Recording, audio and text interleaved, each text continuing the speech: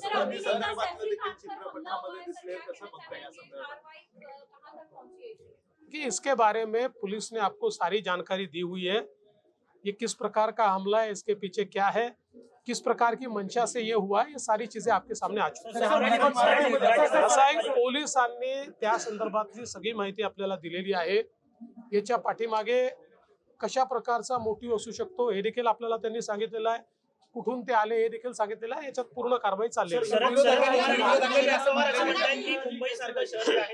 सुरक्षित राहिलं नाही, खास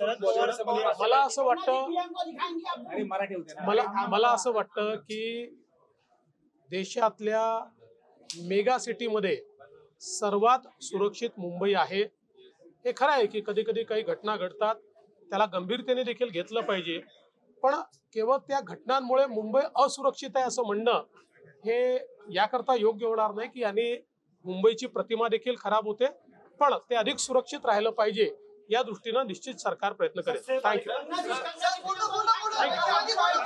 प्रकरणी संदर्भातलं देखील चित्रपटामध्ये दिसले, कसं बघताय या संदर्भात? कि इसके बारे में पुलिस ने आपको सारी जानकारी दी हुई है। ये किस प्रकार का हमला है, इसके पीछे क्या है, किस प्रकार की मंशा से ये हुआ, ये सारी चीजें आपके सामने आ चुकी हैं। असं आहे, पोलिसांनी त्या संदर्भातली सगळी माहिती आपल्याला दिलेली आहे।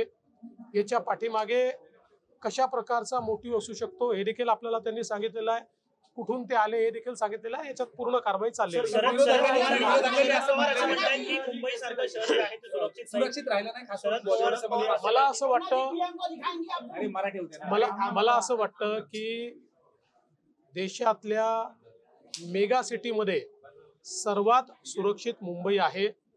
हे खरं आहे की कधी कधी काही घटना घडतात, त्याला गंभीरतेने देखील घेतलं पाहिजे, पण केवळ त्या घटनांमुळे मुंबई असुरक्षित आहे असं म्हणणं हे याकरता योग्य होणार नाही की याने मुंबईची प्रतिमा देखील खराब होते, पण ते अधिक सुरक्षित राहिलं पाहिजे या दृष्टीने निश्चित सरकार प्रयत्न करेल। थँक्यू।